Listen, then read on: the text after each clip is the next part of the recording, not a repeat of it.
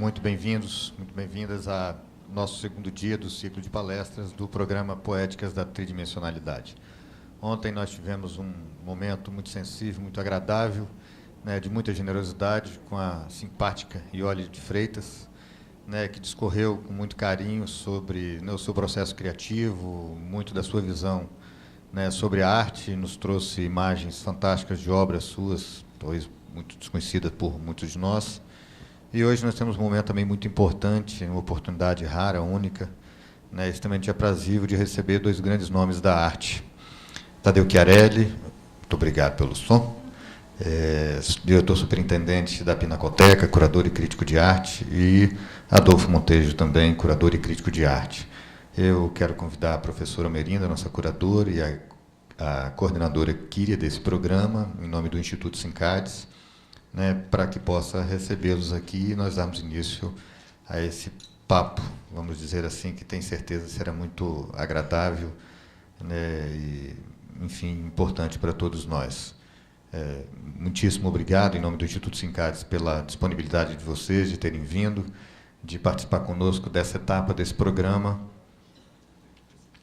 que se iniciou ano passado, tem diversas atividades previstas para esse ano de 2015, com a previsão de encerrar o que nós chamamos de uma primeira fase em 2016, com atividades bastante importantes, e esse programa tem o grande objetivo de valorizar a arte plástica capixaba, seja com atividades de fomento às iniciativas dos nossos artistas, seja com oportunidades como essa de intercâmbio, de trazer nomes dessa expressão.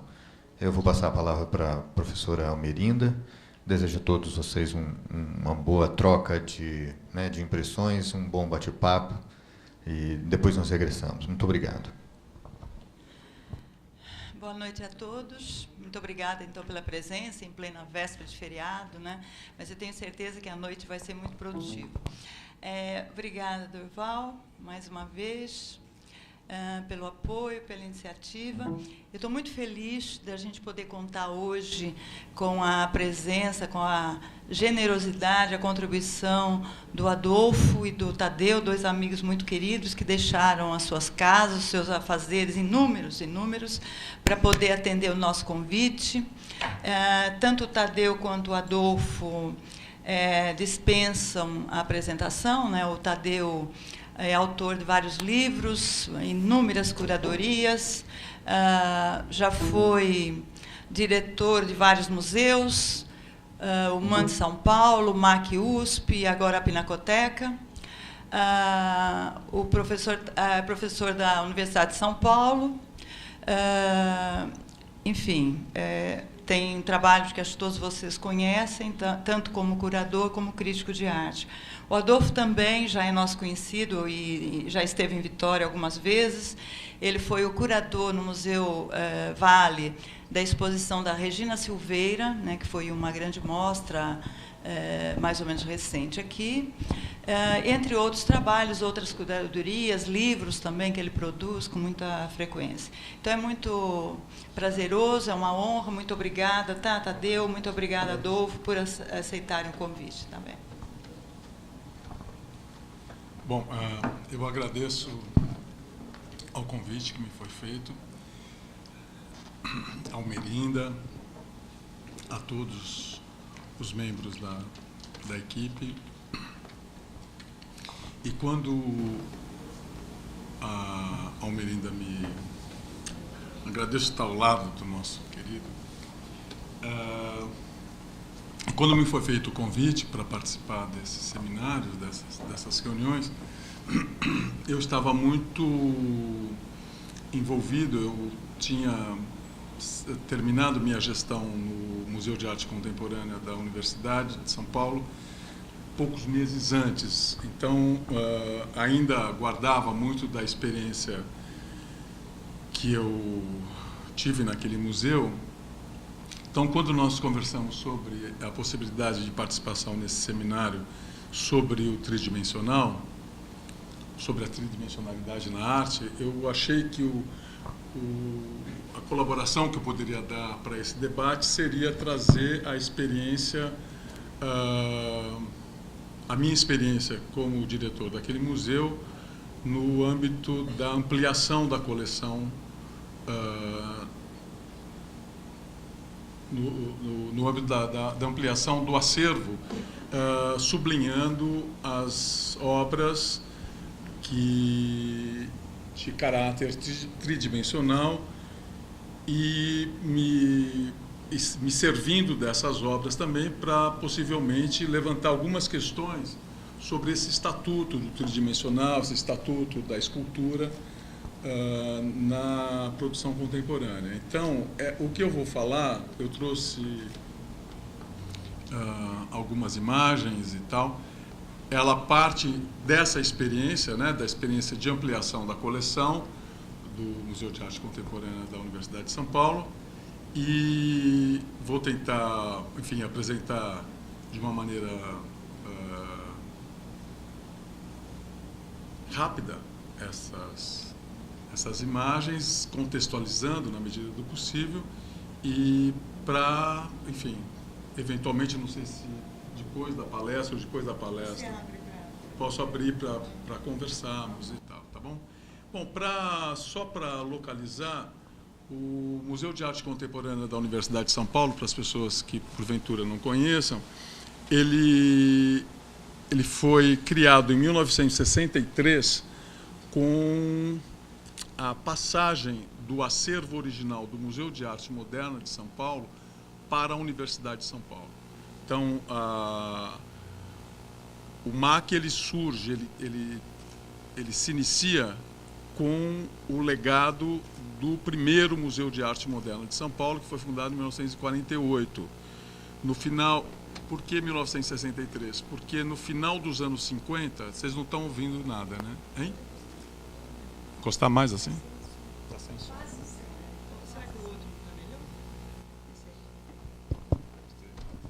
Alô, alô. Alô? Está melhor? No final dos anos 50, quer dizer, é rapidinho, tá? Só para vocês se localizarem. O Museu de Arte Moderna de São Paulo, o antigo Museu de Arte Moderna de São Paulo, fundado no final dos anos 40, ele é criado em 48, inaugurado em 49. Quando chega em 1951, ele inaugura a primeira Bienal de São Paulo, que se chamava Bienal do Museu de Arte Moderna de São Paulo. Então, paulatinamente, durante os anos 50, esse museu ele vai desenvolvendo as bienais, além de desenvolver as suas atividades, enfim, as suas atribuições, ele também, a cada 2 anos, estabelecia a edição de uma exposição internacional. Então, a Bienal de São Paulo era como se fosse um departamento do Museu de Arte Moderna de São Paulo. No entanto, com a receptividade dessa atividade, ela vai, aos poucos, ganhando um protagonismo maior do que o próprio museu, do que as próprias atividades do museu. Vocês devem imaginar o que significa montar uma exposição, o que significava montar uma exposição bienal nos anos 50. Bom, chega no final dos anos 50, a gente começa a notar que o presidente do Museu de Arte Moderna de São Paulo, que era o Titilo Matarazzo, começa a pensar na possibilidade de se desfazer do Museu de Arte Moderna, de se desonerar, vamos dizer, do Museu de Arte Moderna para constituir, para poder se dedicar melhor à Bienal de São Paulo. Então, ele cria a Fundação Bienal de São Paulo, em 59, enfim, e chega em 63, para resumir a história, ele doa todo o acervo móvel do Museu de Arte Moderna para a Universidade de São Paulo, certo? Os outros diretores do Museu de Arte Moderna, uma parte significativa é contrária a essa doação e impedem que o nome da instituição, Museu de Arte Moderna, fosse para a Universidade de São Paulo. Então, a Universidade de São Paulo é obrigada a repensar a denominação desse museu e cria o Museu de Arte Contemporânea da Universidade de São Paulo. Então, assim, a base do MAC é o antigo MAN, né? O que vai acontecer com o MAN, vocês me convidam aqui que eu venho falar depois. Mas, ficando no MAC, o primeiro diretor do Museu de Arte Contemporânea foi o professor Walter Zanini, com uma formação europeia, muito voltado, apesar de uma formação acadêmica ligada ao primeiro Renascimento italiano, assim, altamente, um scholar, né? Ele tinha um interesse muito grande, obviamente trabalhando na universidade, que a universidade sempre com esse espírito experimental, esse espírito de ponta. Ele vai caracterizar o Museu de Arte Contemporânea como um museu de dimensão experimental muito forte, muito voltado para a contemporaneidade.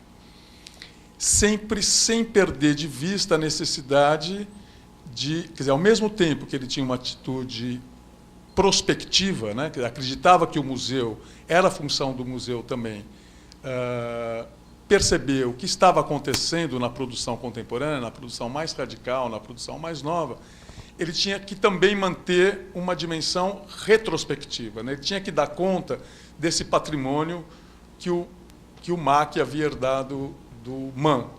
Então, é muito interessante que, ao mesmo tempo que ele desenvolvia naquele período, ele fica diretor do MAC, ele se mantém como diretor do MAC de 63 a 78, mais ou menos.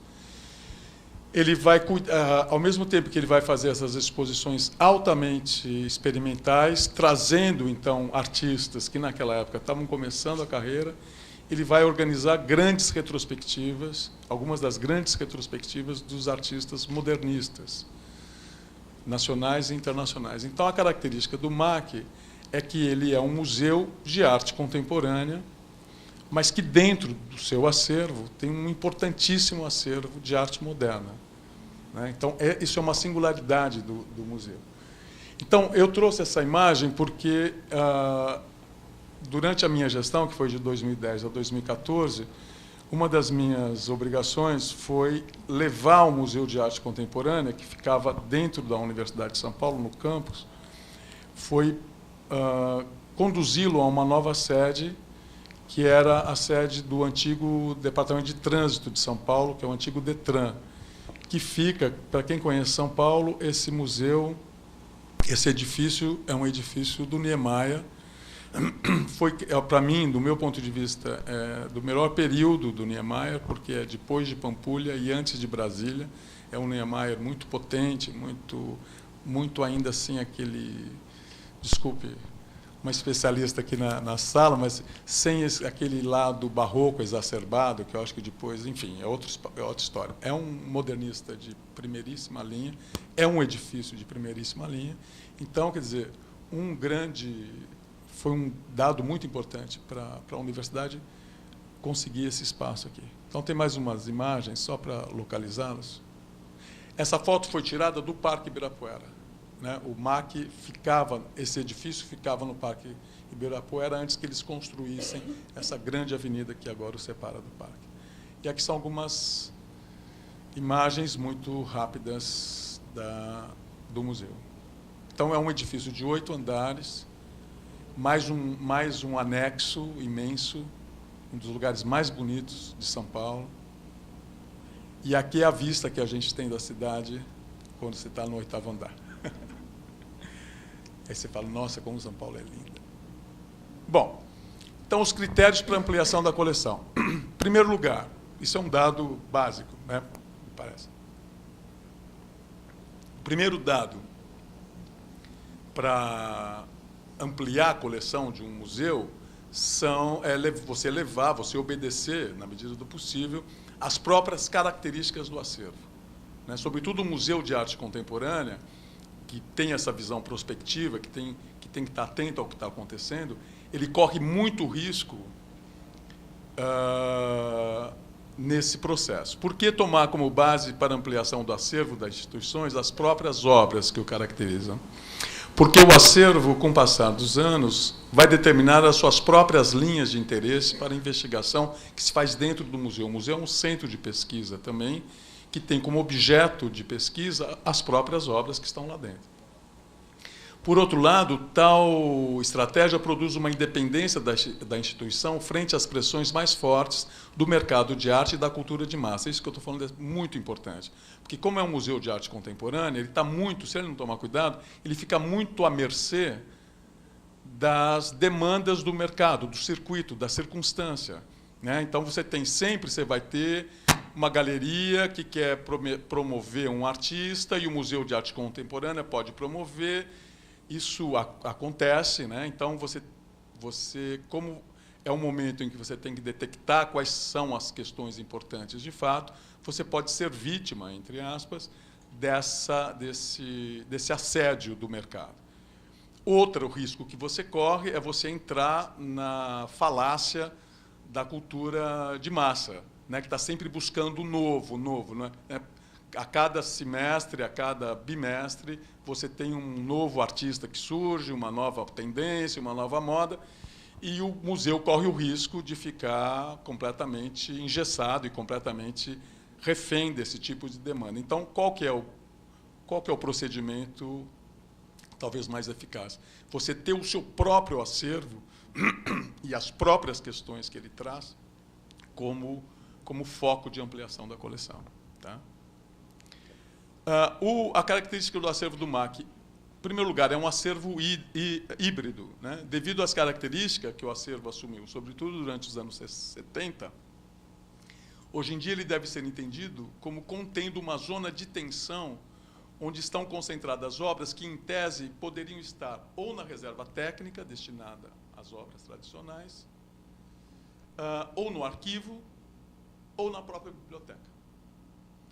Então, você tem, por exemplo, obras de arte conceitual, por exemplo, que elas podem estar em qualquer lugar. E, normalmente, elas ficaram perdidas durante décadas na biblioteca, ou ficaram perdidas no arquivo, porque os trabalhos eram mandados por correio para o professor Zanini, ficava guardado dentro dos envelopes, de repente foi algum funcionário, uma funcionária, e guardou no arquivo. Quando você abre aquele envelope, você vê que ali tem obras de arte conceitual extremamente interessantes. Então, esse é um dado, quer dizer, essa dimensão híbrida do acervo, que faz com que a gente considere acervo o que está na reserva técnica, o que está no arquivo, o que está na biblioteca, é um dado muito significativo para o museu. Então, por exemplo, publicação de artista, livro de artista, né, cartazes feitos por artistas. Onde fica isso? Né? Fica no acervo, fica no arquivo. Então, onde ele fica? Ele fica nessa zona de tensão que dá a singularidade da coleção. Né? Ele é um museu de arte contemporânea brasileira e internacional que contém, como eu falei para vocês, uma coleção de arte moderna brasileira e internacional bastante expressiva. Então, eu vou passar alguns dados. Né? Dentro desta situação, o acervo do MAC USP pode ser dividido em 4 vertentes principais. Obras de arte moderna internacional, obras de arte moderna brasileira, obras de arte contemporânea internacional, obras de arte contemporânea brasileira. É uma divisão meio, como é que fala, instrumental, né? Porque as questões não são, as divisões não são assim tão fáceis, né? Mas a gente toma como uma cartilha inicial para desenvolver, como guia inicial, arte internacional, em tese, arte moderna internacional do final do século XIX até meados dos anos 40, 50, arte contemporânea dos anos 50 para cá. Isso não é bem verdade, mas é mais ou menos verdade, serve, e aí a gente vai vendo as obras e vai vendo como é que a coisa se manifesta ali dentro. Então, eu trouxe algumas obras referenciais do acervo de arte moderna internacional, do MAC, para vocês saberem com que coleção de qual coleção a gente está falando. Né?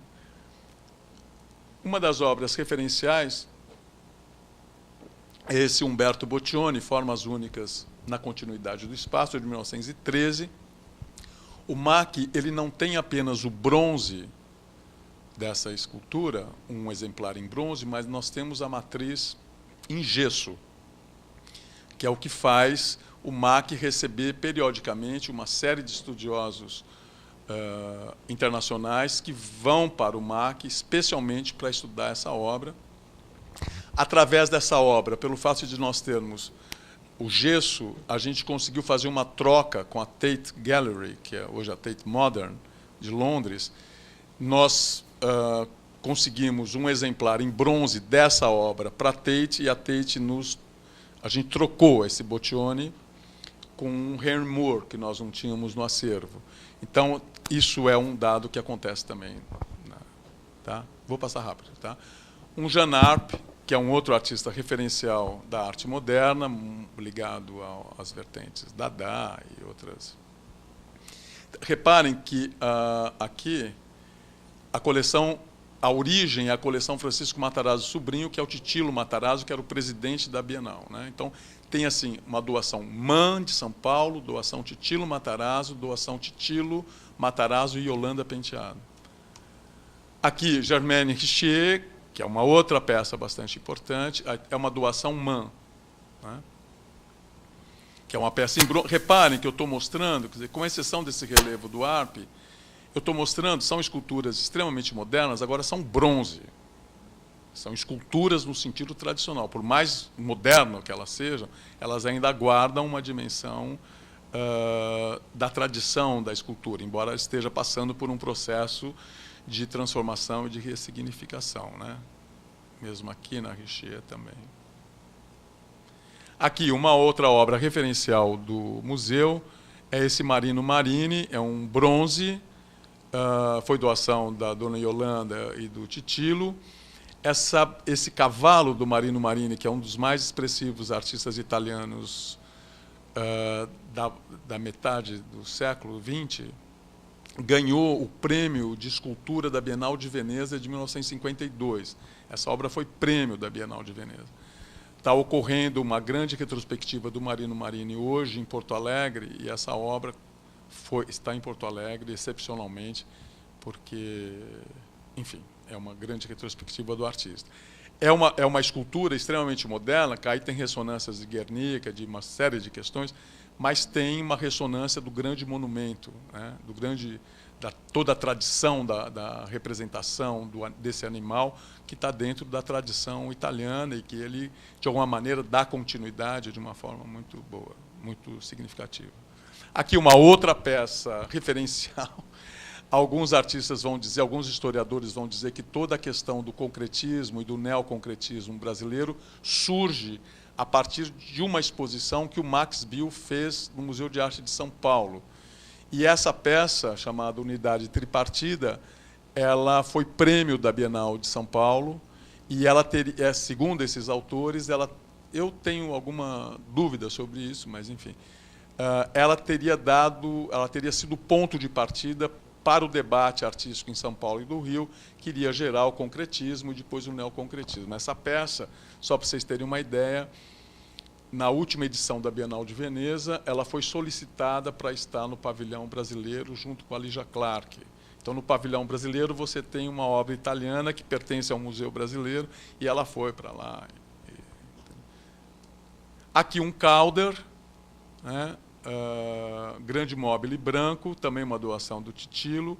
Reparem que eu estou mostrando, não sei se vocês já repararam, eu tenho aqui um cavalo, que não deixa de ser um monumento, né? Aqui é algo que ainda tem uma preocupação com a forma, obviamente, mas ela já remete para outras possibilidades do sentido tradicional de escultura. Aqui eu tenho uma escultura que não tem mais base, que ela está presa no teto e ela fica interagindo com as pessoas. O grande mobile branco, essas bolinhas brancas, elas ficam, se você passa por baixo dela, você tem um deslocamento de ar e ela dialoga com você, né? Quer dizer, é uma obra de arte que ela não está, mesmo essa daqui, ela está muito voltada para si mesma, ela está voltada para o seu eixo estrutural.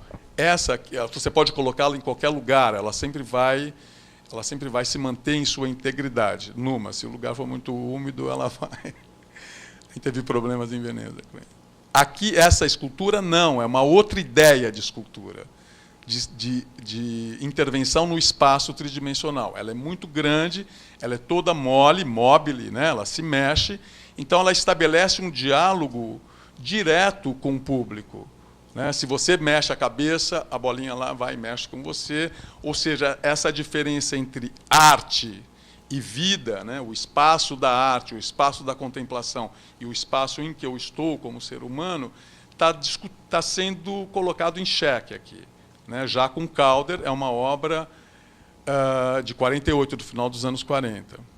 Então, o que eu estou querendo mostrar para vocês é que dentro desse acervo modernista, que vem do MAN de São Paulo, você já tem alguns exemplares de obras de arte que colocam em dúvida essas nomenclaturas mais tradicionais de escultura, pintura. Então, para entrar direto no assunto, vamos dizer assim, eu trouxe essa obra, que é uma outra peça do museu, que é o Conceito Espacial, do Lúcio Fontana, que é uma pintura, é um óleo sobre tela, mas é uma obra fundamental para se pensar arte contemporânea, porque o artista exerce uma ação sobre o espaço bidimensional, que é o espaço da virtualidade da arte, né? Quer dizer, a arte acontece ali na pintura. O que ele faz? Ele vai lá, ele rasga a tela e transforma a tela num objeto tridimensional, entra o ar que eu respiro por entre as frestas do rasgo da obra do Lúcio Fontana, e essa divisão entre arte e vida fica tensionada, para não dizer comprometida. Por que elas estão aqui? Elas estão aqui porque elas vão, de alguma maneira, direcionar outras aquisições do museu. Arte moderna brasileira. Vou ser bem rápido, tá, gente? Porque Victor Brecheret, com umas peças, eu acho bastante interessantes,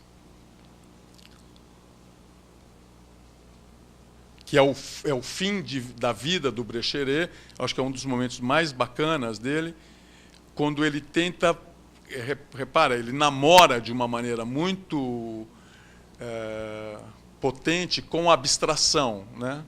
Porque é o momento da abstração no Brasil, mas ele não deixa as ligações com a figuração. Então ele faz essas referências à arte indígena, ele faz algumas inscrições na peça. É uma escultura muito interessante. Reparem que, em tese, ela não precisa de base, ela não precisa de pedestal, né? Quer dizer, não de base, de pedestal, ou seja, porque ela, em tese, também ela pode ficar em qualquer lugar, pode ficar no chão, se ela é maior, ela pode ficar no chão e tal. Aqui um clássico moderno, que é o De Fiore. Uma doação de uma particular, a Dona Ornella, que é uma sobrinha do De Fiore. Aqui uma peça fantástica da Maria Martins, é uma das peças mais interessantes da Maria Martins e uma das peças mais frágeis da coleção, que é um outro problema que o museu sofre, porque essa obra foi feita com uma coisa chamada sermolite. Sermolite era um primo do cimento armado, alguma coisa assim, que não foi para frente. Quer dizer, esse material não se desenvolveu, enfim, era um material de época que ela, como uma artista experimental, ela fez o trabalho com esse material. O que acontece hoje com esse material? Ele está se desgrudando da estrutura interna e está se esfarelando. Então, é uma obra muito frágil, que não tem como restaurar. Então, essa obra não sai do lugar, ela está lá eternamente, mas é uma peça lindíssima. Arte contemporânea. Cesare Baldattini, né, que também é uma peça imensa, parece muito pesada, mas ela é extremamente leve e extremamente frágil, que ela foi feita com poliuretano. É um artista ligado ao novo realismo francês, lá nos anos 60, anos 70. Está presente É um outro problema de preservação dessa escultura, que é uma escultura, como eu falei, muito frágil. Aqui, Rafael Canogar, que é um artista espanhol. É um trabalho de 67, reparem que é feito de poliéster e madeira, fica muito no limite entre pintura e escultura, né? Bidimensional e tridimensional. Mas isso é pintura ou isso é escultura? Não interessa o que seja. Esse é o problema. Eu não posso pegar uma obra de arte e reduzi-la a uma classificação previamente existente. Eu acho que se ela se adequa, tudo bem. Se ela não se adequa, cabe ao museu repensar os seus próprios procedimentos, né? Aqui, o Sofu Teshigahara, que é um artista japonês, que também esteve na Bienal de São Paulo e está presente no acervo.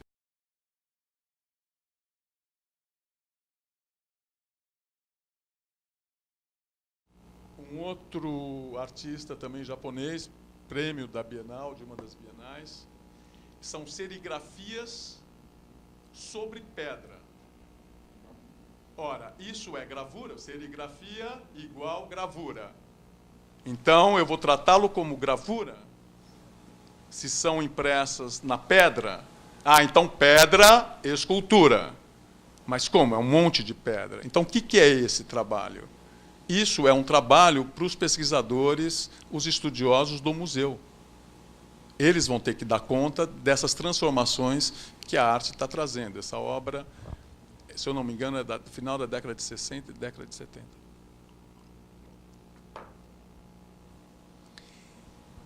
Arte contemporânea brasileira.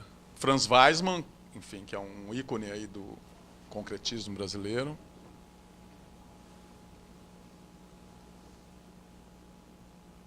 A gente sabe que é escultura, né? A gente olha porque ela é vertical, né? Apesar de não figurativa, ela é vertical. A escultura tradicional está pautada no corpo humano, né? O corpo humano está sempre na vertical. Então, você fala, ah, isso é escultura. Agora, e isso? Né? Mary Vieira, que faz, na verdade, é um plano todo seccionado em pequenos círculos e você pode manipular isso. Você pode, ou seja, você estabelece uma relação de contato direto com o objeto, você manipula o objeto e aquilo que era bidimensional passa a se tornar tridimensional. Aqui o Abraham Palatnik, que faz, é uma pintura, mas é uma pintura que é uma pintura entre aspas, mas ela fica se mexendo dentro daquele cubo, também que é pintura, mas não é pintura, mas é um objeto, mas o que é isso? É um objeto cinético. Mas o que é um objeto cinético? Porque o Soto também pode fazer objeto cinético e não tem nada a ver, né? Então são os desafios que a arte contemporânea vai trazendo para os museus, né? Amilcar, Nelson Lerner, o que é isso? É uma escultura, é um objeto, mas ele é plano como uma pintura, mas ele tem essas chaves que saem para fora, mas o que é isso, né? Aí tem um espelho no meio, ou seja, mais um desafio para nós. Cildo Meirelles, reparem como esse trabalho faz uma referência à própria história da escultura, mas sem ser a escultura tradicional, né? Chama Parla, que é aquela história de que o escultor faz uma obra tão verista, que pede para ela falar, né? Parla. E aqui você tem uma escultura feita de granito, madeira e couro, né? Você tem um elemento de granito que parece um corpo sentado na cadeira e você tem o banco que, em tese, é para você sentar e para conversar com ela, né? Enfim, essa peça tem uma versão maior em inhotim. Isso daqui é uma raridade. Regina Silveira, que nós temos um especialista aqui. O que é isso? É escultura? É pintura? É objeto? É instalação? Porque você tem a escultura, entre aspas, né? Não, sem aspas. Essa esculturinha que está no meio da imagem. Agora, o trabalho dela é a escultura e essa sombra monumentalizada dessa escultura. Então, ela é bidimensional, mas ela pega as três paredes, ela pega os três planos, enfim, vai trazendo mais coisas. Farnese de Andrade.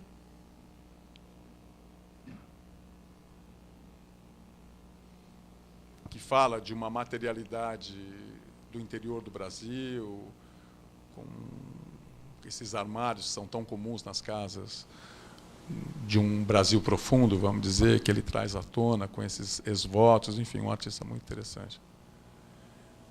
E Nina Moraes tem umas imagens que eu não consegui os dados, tá? Desculpem, essa é uma delas, uma das raras. Bom, e Ricardo Basbão. Isso é o que tem, é o que tinha em 2014, obviamente é uma seleção, é só para dar esse panorama, né? E aí vou entrar nas aquisições recentes, né? Dentro desse que tem? Tem um universo muito amplo, muito híbrido no acervo, são 8.000 obras, mais 2.000 obras da coleção do Banco Santos, a coleção do Edemar Cid Ferreira, que está sob a guarda do museu. Então, são 10.000 obras, brasileiras, internacionais, modernas e contemporâneas, ou seja, é um universo muito grande. Então, a partir daí, quer dizer, a USP não tem programa, ela não tem um orçamento, não está no orçamento da USP um valor monetário para ampliação do acervo. Tá? Então, isso inexiste uma política da USP para ampliar a coleção. Existiu no começo, não existe mais. Então, são esforços que a direção faz, a equipe do museu faz, para tentar, porque o museu sempre tem que crescer, porque ele tem que ser referência para as aulas, para os estudos e tal. Então, a gente se vale de muitas outras estratégias para fazer isso, né? Mas nem sempre consegue lograr, por exemplo, obras de arte moderna, nacional e internacional, e mesmo contemporâneas, nacionais e internacionais, têm um preço abusivo, né? Sobretudo no Brasil, que não tem uma grande tradição de doação de obras de particulares, é impossível você comprar uma obra. Imagina um museu universitário comprar uma obra do Kandinsky hoje. Enfim, não é possível, né? Muito difícil alguém doar um Kandinsky, embora tenha muita gente no Brasil nos últimos 10 anos que comprou Kandinsky, comprou Chagall, continuou comprando. Quem tem grana compra, mas não doa, né? Então, o que a gente conseguiu? A gente conseguiu comprar, através de doadores, através da Lei Rouanet e de doações diretas, muito mais arte contemporânea brasileira. Tá? Então, é o que a gente vai ver mais. A gente conseguiu uma coisa ou outra internacional, mas muito pouco. Então, eu vou mostrando para vocês, na verdade, a variedade de objetos, como é impossível você trabalhar com um conceito de escultura fechado numa definição, uma definição protocolar, vamos dizer. Você trabalhar com esses pintura, escultura, gravura, fica muito difícil.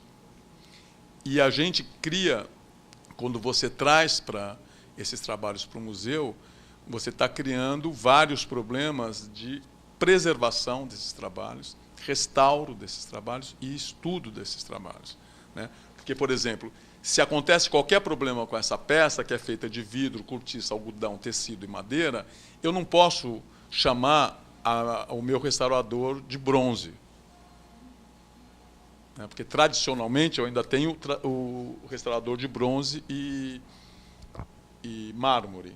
Agora, eu só vou colecionar bronze e mármore porque eu tenho o restaurador? Não. E quando você tem artistas trabalhando com uma série, com uma variedade muito grande. Agora, a nossa sorte é que nós estamos numa universidade.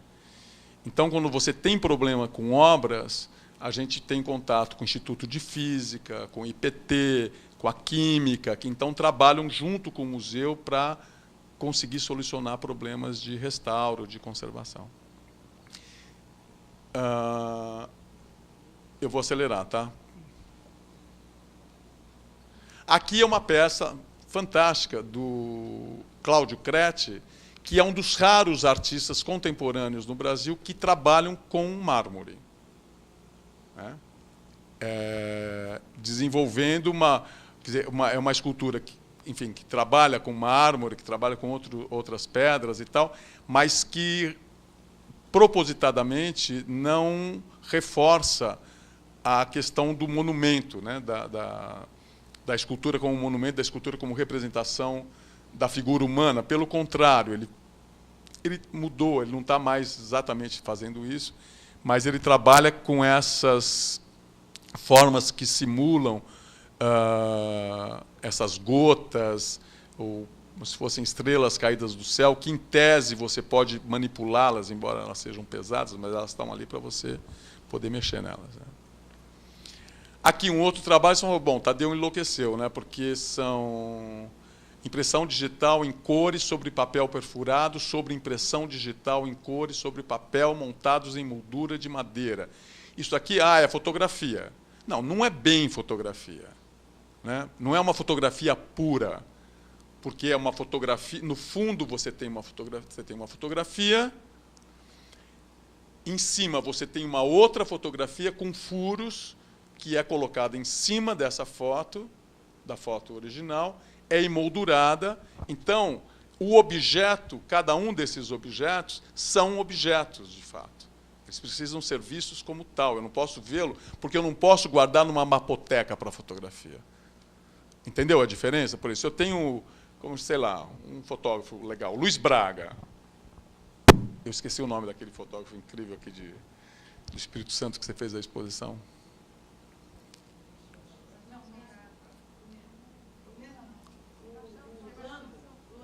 Lando? Enfim, quando o museu recebe uma fotografia de um artista como esse, ele vem uma folha de papel. Né? Uma folha de papel fotográfica. Você põe na mapoteca. Ou seja, ele entra dentro de um espaço de guarda que está predeterminado. Quando eu tenho uma obra como essa, eu não posso guardá-la no mesmo lugar. Ela vai me exigir uma outra atitude perante a obra, para estudá-la, para guardá-la, para preservá-la. Então, eu não posso chamá-la de fotografia como uma fotografia de um fotógrafo, mas, no melhor sentido da palavra, que esteja dentro das convenções da fotografia. Né? Aqui é um outro artista, chamado Felipe Cama. Qual que é o grande problema desse artista? Ele diz que o grande problema do artista brasileiro é que o artista aprende arte vendo reproduções em livro. E isso com toda razão, porque nós temos muito poucos museus no Brasil inteiro. Então, você tem essa deformação. Né? Quando você vê uma obra, você vê 3 obras numa página de livro, você tem uma obra que é do século XV, feita sobre madeira, você tem uma obra do século XVIII, feita em mármore, e uma obra de cristal feita sei lá quando, e elas têm toda a mesma dimensão, elas têm toda a mesma textura, porque elas são rebaixadas pela impressão. Então, o que o Felipe faz? Ele pega essas imagens que ele capta no livro do Júlio Carlo Argan, e ele reproduz essas imagens em pintura, no tamanho exato da reprodução. Então, e ele apresenta o trabalho dessa maneira que vocês estão vendo. Você tem o livro numa caixa de acrílico, aberta nas páginas 648 e 649, e acima, na parede, essas pinturinhas que tem Andy Warhol, Lichtenstein e outros. Né? O que é esse trabalho? O que é esse trabalho? Ele é pintura, ele é objeto apropriado. O que ele é? Ele propõe um universo absolutamente novo para quem percebe o trabalho e para quem cuida do trabalho. Esse é um outro artista que, para ele, isso é um trabalho de escultura, que são fotos de pés de móveis fotografados e colocados em backlight, num backlight. Né? Então, é um outro... Onde que eu vou colocar esse trabalho? É um trabalho, tudo bem, vamos dar de barato, pode ser um trabalho fotográfico. Mas o acondicionamento dele em backlight, onde que eu ponho? Como eu defino? Como é a ficha catalográfica? Entendeu? Que esse é um problema, né? Como que eu preservo isso para as novas gerações? Esse é um outro trabalho, chamado Márcio Banfi, chamada Conversa entre Dürer e Morrissey, né? Que é uma coisa simples, é um livro, disco LP em vinil, cabelo sintético, fita de cetim e acrílico. Aonde fica esse trabalho? Né? O que ele possibilita de ligações com o acervo que já existe? Né? Com quem que ele conversaria numa exposição? Por que trazer? Eu acho que ele conversa muito bem, e pode conversar muito bem, com o Farnese de Andrade, por exemplo, né? Que é um artista, que a obra que nós temos é dos anos 70, se eu não me engano. Esse é um outro trabalho que interessou ao museu, porque ele pegou o livro escrito pelo professor Zanini, Tendências da Escultura. Você foi aluna dele também? Todo mundo, né? Tendências da Escultura Moderna, que é um livro seminal, um guia sobre escultura, e ele transformou esse livro, ele cortou no meio esse livro e fez um objeto do livro. Então, no caso, quando eu vi esse trabalho tem que estar no MAC. Porque esse trabalho ele parte de um trabalho do diretor do MAC. Né? Enfim. Esse é um outro trabalho da Rosângela Renaud, uma artista conhecida como fotógrafa. Né? É fotografia, mas é um livro de artista. Esse é um exemplo típico. Ele poderia ficar na biblioteca, ele poderia ficar no acervo, ele poderia ficar no arquivo. Porque era um documento de uma viagem dela para Chipre, se eu não me engano. Agora, eu não vou comprar porque eu não sei aonde pôr. Isso tem muitos museus que pensam assim, né? Aí perde a oportunidade de ter uma coisa dessa no acervo, chamar atenção para essas possibilidades. Não sei se vocês repararam aqui, tem umas doações, está vendo? Ó, doações do artista feito por intermédio da galeria Emma Thomas. Mesma coisa.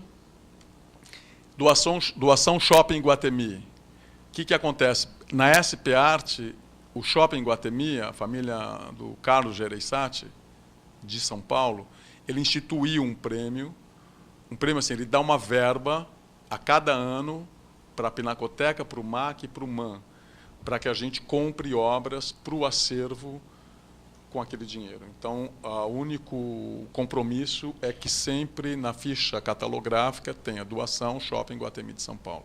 São maneiras que você encontra para ampliar a coleção, né? E não onerar o artista. Porque você pede a doação para o artista, às vezes o artista, entendendo a importância do museu, ele doa, mas ele é onerado de alguma forma. Aqui é uma maneira de alguém comprar para doar, né?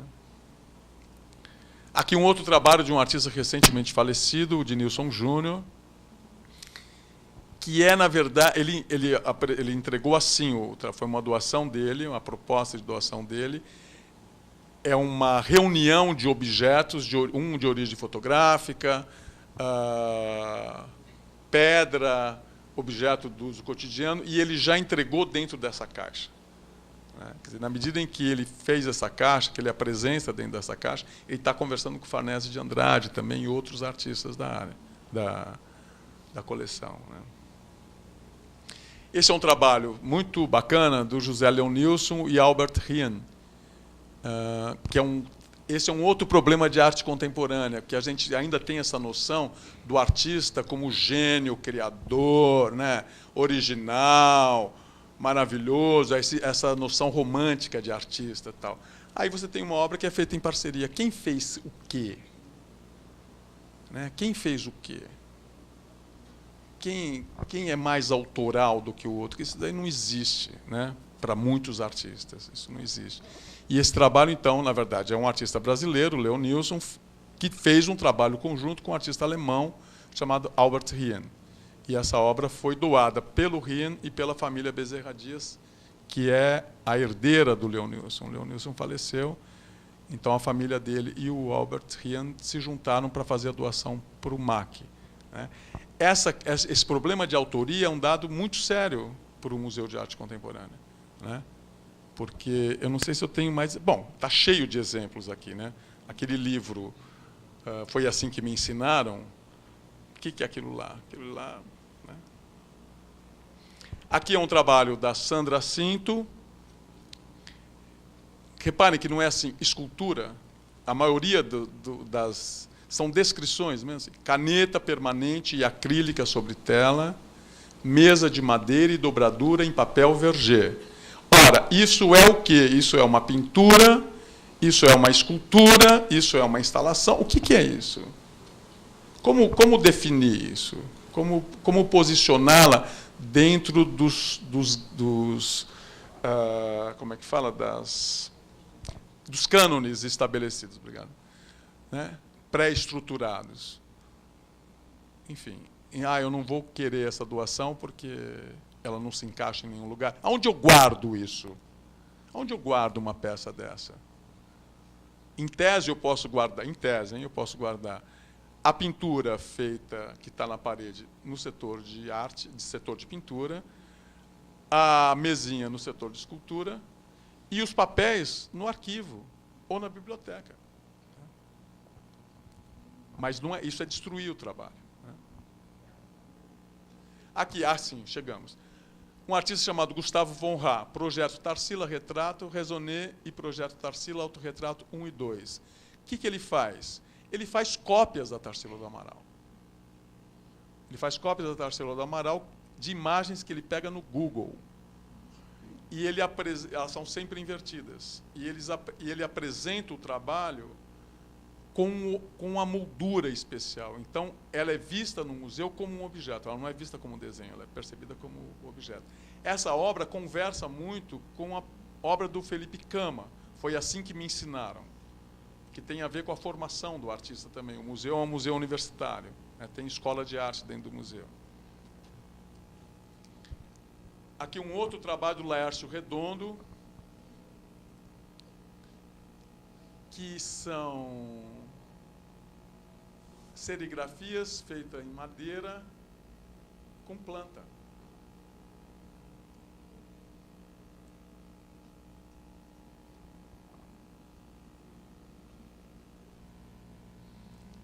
Esse é um trabalho da Ana Maria Tavares, que fez uma exposição aqui no Palácio... Tinha? Ah, é? Então, por exemplo, essa obra da Ana Tavares foi uma doação do Banco Itaú via Associação dos Amigos do MAC, porque a USP não pode receber doação. Então, tem uma associação de amigos que entra com os projetos na Lei Rouanet, claro, com obras escolhidas pela gente, e aí, no caso, o banco comprou, doou para a MAC e a MAC doou para o MAC. É uma obra que vocês devem lembrar, ela desliza, ela é uma mistura de objeto com fotografia. Esse é um trabalho do Theo Craveiro, que é muito interessante, porque ela apagada, ela parece um espelho. Ela é um espelho. Então, quando você vê esse trabalho, trabalhando no MAC, você tem o trabalho do Nelson Lerner, aquelas fechaduras onde tem um espelho também, né? A tentativa do artista se relacionar com o público, o espelho é onde você se reflete, né? Quando acende a luz, ela vira uma natureza morta, porque são prateleiras com laranjas, só que são laranjas de verdade. E essa laranja, ela apodrece com o passar do tempo, né? E é vanitas, né? Total, é uma natureza morta, relida, é uma releitura de natureza morta, está toda pautada na pintura, mas não é uma pintura, não pode ser tratada como pintura. E a gente comprou essa obra através do Banco Itaú, via a MAC e tal, expusemos. E as obras, quando são expostas no museu, elas ficam no mínimo um ano, em longa duração. Só que aí, lindo, poxa, aquelas laranjas apodrecendo, enfim, a passagem da vida, toda a dimensão simbólica que pode ter, só que começou a acontecer, não estava bem vedada, aquilo começou a vazar, começou a sair para fora, um cheiro horroroso, entrava no ar-condicionado do museu e passava para o museu inteiro. A gente teve que tirar a obra, chamar o pessoal da Química, do Instituto de Química e tal, para pensar a melhor maneira de expor, porque ele fez esse trabalho, ele pensava em expor, sei lá, uma exposição de 15 dias, de um mês, enfim, né? não pensou na longevidade das exposições de museu. Isso é um risco que o museu corre. Seria muito mais fácil não tê-la comprado, mas a gente corria o risco de não ter a experiência que ele nos proporciona, né? Isso é um trabalho do Marcelo Silveira, feita de madeira, vidro, tecido de algodão, acrílico, lâmpadas, fio de cobre, fio de couro, aço inox e palha. É uma peça que você entra, que você pode entrar, é como se fosse um armazém do interior, né, onde você entra e os objetos que estão ali de vidro e tal, eles não têm nada, absolutamente, né, tudo vazio. É uma peça muito bonita. Aqui estou mostrando para vocês a variedade de tipos, né? Não é um apenas. Ana Teixeira chama Nosotros Hablamos la Misma Lengua, que é um trabalho dessa artista, uma artista brasileira, que ela teve a manha de buscar no dicionário português e espanhol as palavras que existem nas duas línguas, como se fosse ela era uma exposição que ela ia fazer no México, que ela fez no México. Então era uma maneira dela se relacionar com os países hermanos, né? E é uma peça que parece um trabalho de poesia visual, né? São várias palavras que vão formando esses blocos. É algo que você manipula, tem um lugar para você mexer. E é o que isso? É poesia visual, é objeto, enfim, pintura. É tudo. Aqui, Elida Tessler, O Homem Sem Qualidades, Caça-Palavras, Elida Tessler. Aqui tem gente do Brasil inteiro, viu? Assim, estou citando gente do Brasil inteiro. No caso, a Elida Tessler é da... Aí vocês vão me perguntar, tem algum capixaba? Eu vou falar, não lembro. Não lembro. Pode ser que tenha. É um trabalho feito, é impressão digital sobre tela, offset, papel e tecido colado sobre papel cartão. Ela pega o livro O Homem Sem Qualidades, do museu, pega as palavras e faz um caça-palavra imenso, que toma conta, vocês estão vendo aqui, né? De toda a sala, são palavras impressas. Aonde que está esse trabalho? O que é esse trabalho, né? Dá para guardar como pintura, mas não são pinturas.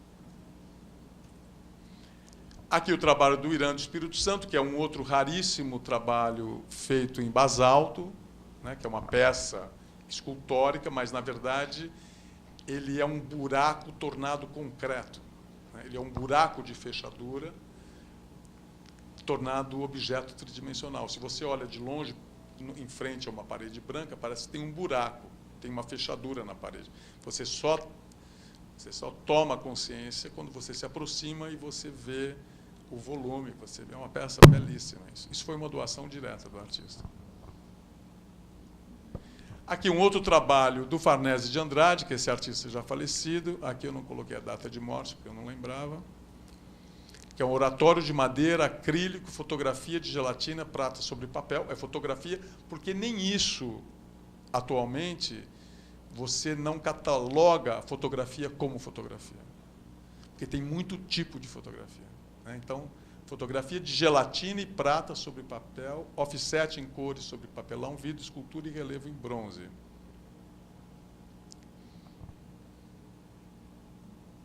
Esse é um trabalho do Valtércio Caldas. Era uma grande ausência. Eu não acredito em museu, assim, as lacunas do museu. Eu acho isso o fim da picada.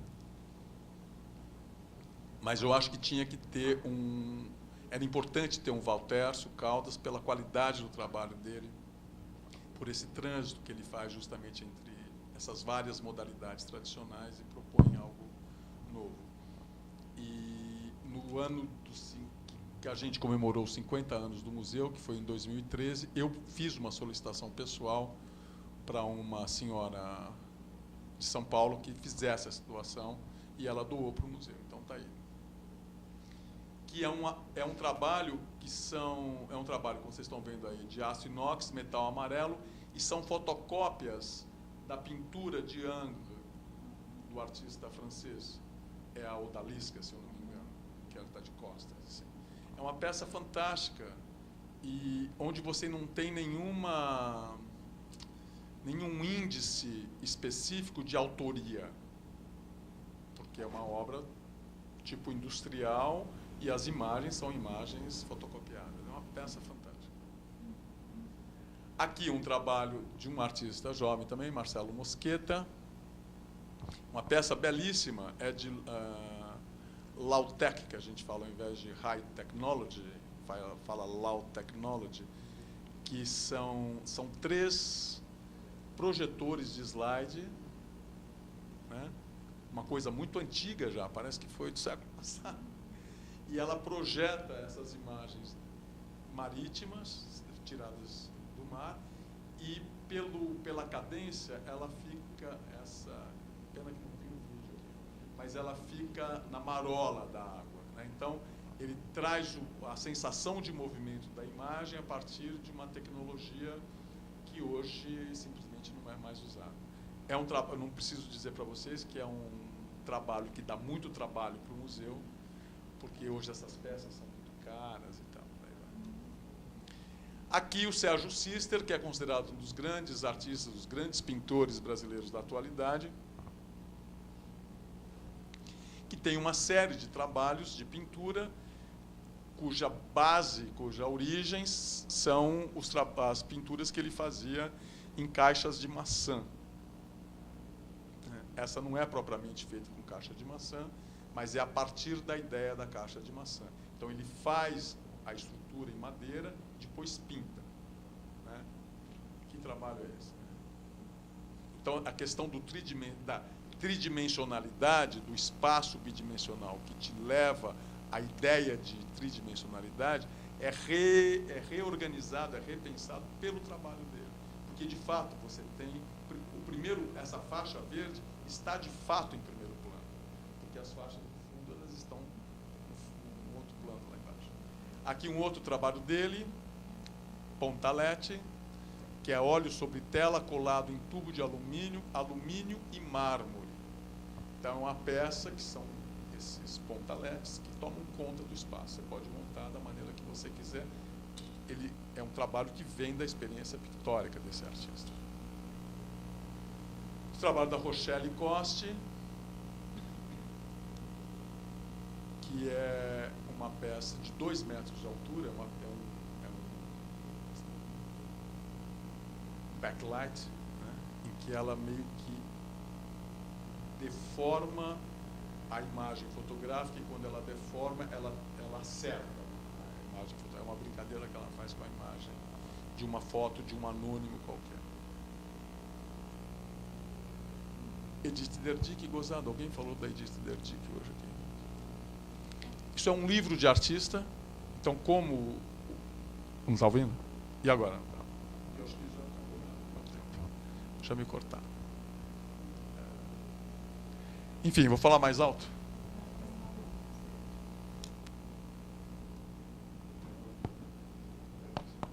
Alô? Alô?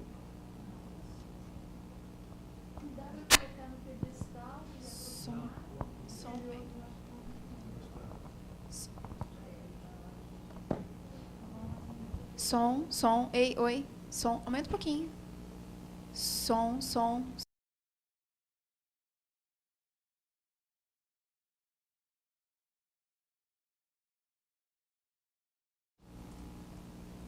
Então, eu vou tentar falar. Está ouvindo?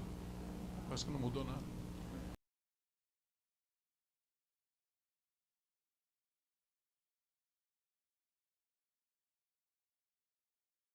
Às vezes com uma edição, às vezes com edição única, enfim, mas é uma prática muito grande dela fazer. Mas são esses desenhos, esse livro, você pode estendê-lo e ele funciona como um bicho, como uma serpente, ele toma conta do espaço. Então, pode ser entendido como um objeto escultórico também, embora seja feito de papel e impresso como um livro. E esse trabalho é um trabalho de um artista...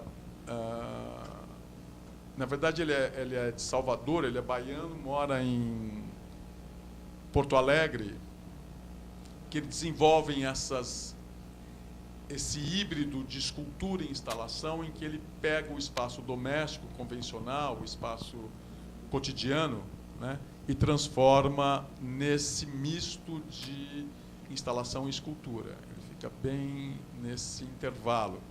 E é um artista jovem, eu acho que bastante promissor. E é aquela ideia, é o seguinte, você trabalha com arte contemporânea, você tem que ficar de olho, entendeu? Porque se você consegue, quando o artista é jovem, na buena. Se você não consegue, ele fica famoso, você não consegue comprar mais. Porque o museu não tem dinheiro, né?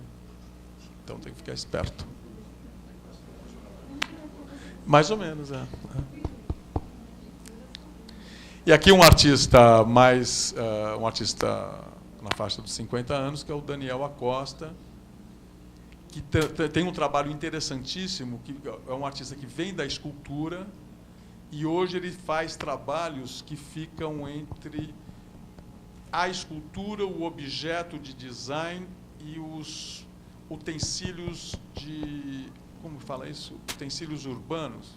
Como que fala? Não lembro. Mas, enfim, como é que é? Mobiliário urbano. Putz, agora ficou cantar uma ópera aqui. Então, isso é um trabalho que as pessoas entram e sentam ali. É como se fosse um ponto de ônibus. Em tese, ele pode ser usado como um ponto de ônibus. Então, eles desenvolvem trabalhos interessantíssimos. Até tem gente que o convida para, sei lá, vai fazer o mobiliário da biblioteca, convida esse artista para fazer o mobiliário. Então, fica uma coisa entre o design e a escultura bastante interessante.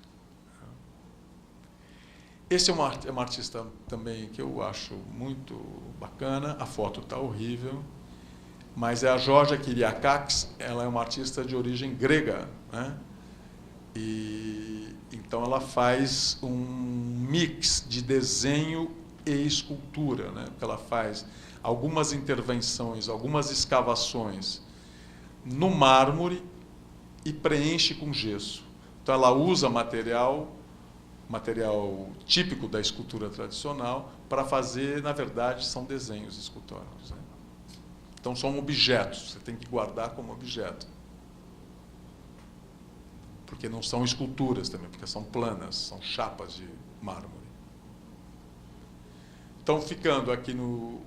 Você tem um outro artista que trabalha com chapa de mármore, que é o Fabiano Gomper, que ele faz a projeção de uma pessoa sentada vista de cima. E essa obra é colocada no chão. A imagem não é muito feliz, ela não está na perspectiva ideal. E aqui é um outro trabalho dele, que é um espelho em que você não reflete, você só vê o vulto das pessoas.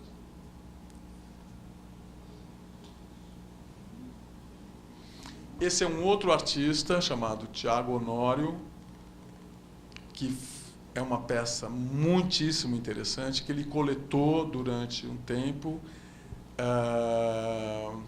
objetos cortantes, ferramentas. Ele ficou recolhendo durante um período na França, que ele estava com uma bolsa na França e tal. São objetos do século XVIII, XIX, XX e XXI,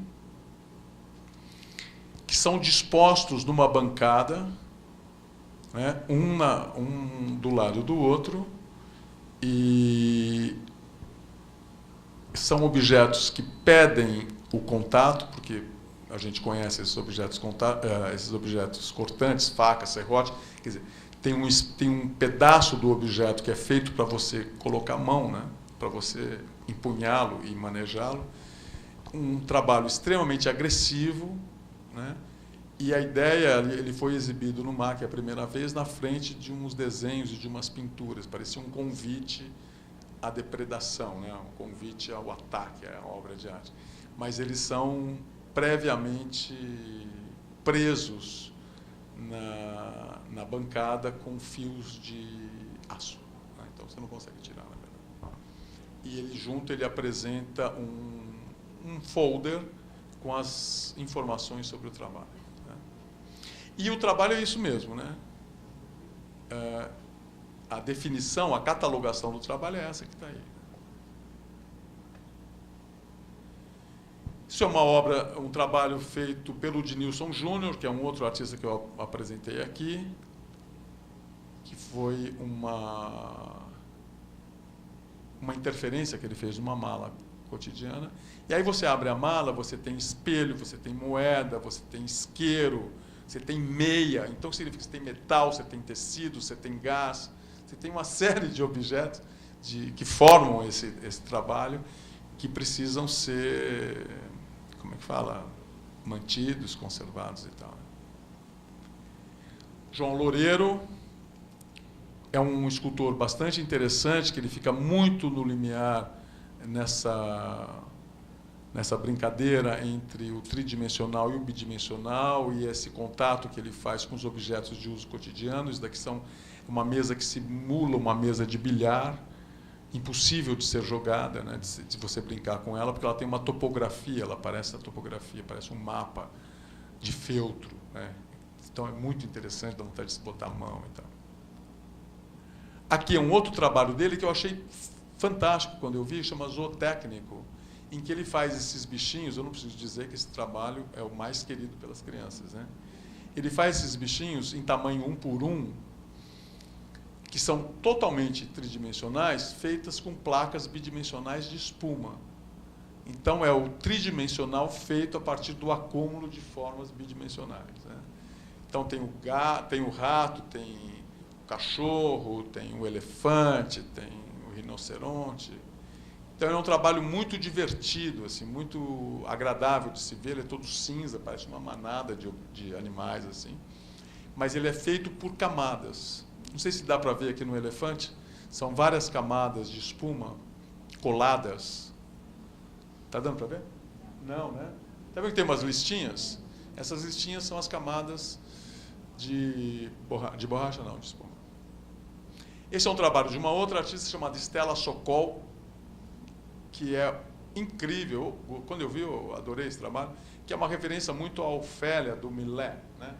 Que é, não sei se já devem ter visto com certeza, é uma pintura do século XIX de um artista inglês, que é a cena de Ofélia, de Shakespeare, que morre afogada. Então, aparece uma mulher, essa pintura muito famosa, aparece uma mulher afogada no rio. Parece que ela está boiando, o cadáver está boiando, já viram, né? Essa moça, essa artista, ela pegou esse trabalho onde a referência, isso é uma foto, né?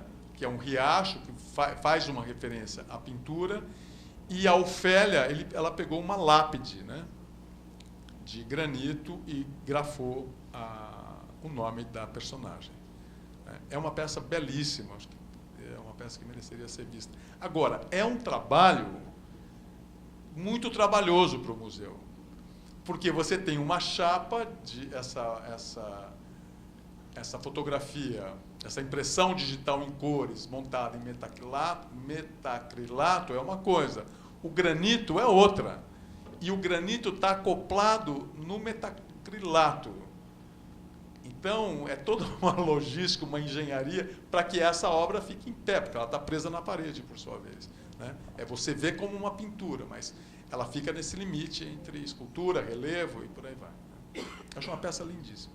Esse é um outro trabalho da Stella, já um pouco mais recente, esse daqui é de 2011, esse daqui é de 2013, que é uma chapa, é uma estrutura de madeira, é um relevo de madeira, ela é encostada na parede, é um relevo, e ela é trabalhada com esse PVC, com PVC transparente. Então você vê nuances de cor, como se fossem várias pinceladas diferentes de pintura, e aquilo é tudo material agregado à madeira, né? É uma montagem, não é uma pintura, na verdade. Belíssimo trabalho.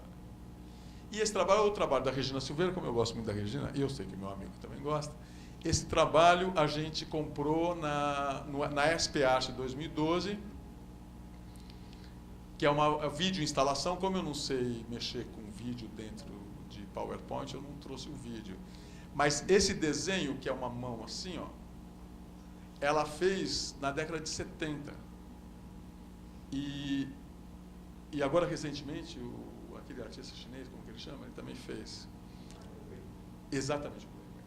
E ela pegou, fez essa animação, que é uma mão de mulher, supostamente de mulher. Ele é cor-de-rosa, ele fica girando, girando, girando, e faz um barulho que toma, é como se fosse a engrenagem. Acho que é uma bela alusão a essa questão feminista e tal. E essa peça eu tinha visto numa feira de arte em Madrid, custava o olho da cara. E isso aqui é um momento caras que eu vou fazer para vocês. E aí eu consegui um pouco desse dinheiro do Shopping Iguatemi, e aí eu tive que conversar com a galerista dela, né, a Luciana Brito. Eu falei, Luciana, eu tenho X para comprar esse trabalho. Ela falou assim, imagina, você está falando em real, eu vendi por euro, não sei. Eu falei, não estou te perguntando quanto custa, eu estou te dizendo que eu tenho esse dinheiro. E aí elas foram maravilhosas, tanto a Regina Silveira como a galerista aqui bancaram. Aí tinha que ir com o patrocinador, eu não conhecia o patrocinador direito. Você imagina, o cara vai pagar um vídeo que aparece uma mão assim, eu falei, putz, se ele criar um escândalo, vai ser... Imagina, uma saia justa. Pois é, ela poderia. Ela tentou fazer, mas ela é muito gracinha. Mas o doador achou muito potente o trabalho, achou muito... Como é que fala isso? Como é que fala? É uma coisa... não agressiva, mas algo que mobiliza as pessoas. Achou ótimo e pagou. É mais importante. E o último trabalho, eu acho, que eu estou apresentando aqui, é o último trabalho que entrou na minha gestão, que de maneira muito interessante, o título é o mesmo do trabalho do Felipe Cama. Foi assim que me ensinaram. Que é um trabalho de um jovem artista, esse rapaz é de São Paulo, é feito em faiança, que é isso é muito tradicional. Então, esse artista teve uma formação na Itália, depois ele passou um estágio em Portugal, que tem uma grande tradição em faiança, que ele descolou, e ele tem feito trabalhos em faiança e livros. Está vendo? Que é uma criancinha, aquele desenho, parece aquele desenho extremamente esquemático do burro da escola, né, que fica num cantinho lá, pensando. Só que é feito com faiança e livro. Né? A faiança é um material muito, como é que se diz? Muito frágil. Né? Aí você tem a modulação, quer dizer, ele montou, né? E esses livros são livros que podem ser quaisquer livros. E aqui acabou. Eu não sei se isso daqui é um voo de pássaros sobre essa coleção, sem nenhum tipo de conclusão, né? A não ser esse leque de possibilidades que a arte contemporânea nos traz hoje. Quer dizer, eu trouxe, claro que eu tomei cuidado de trazer aquelas obras que dialogam mais ou menos com o tridimensional. Aí tem muitas obras que entraram nesse período que não tratam exatamente disso.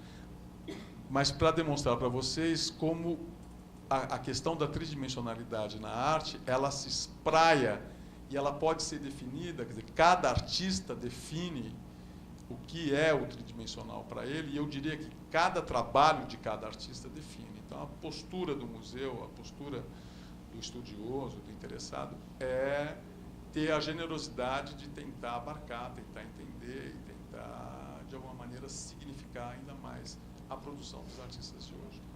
Estou à disposição de vocês. Muito obrigado.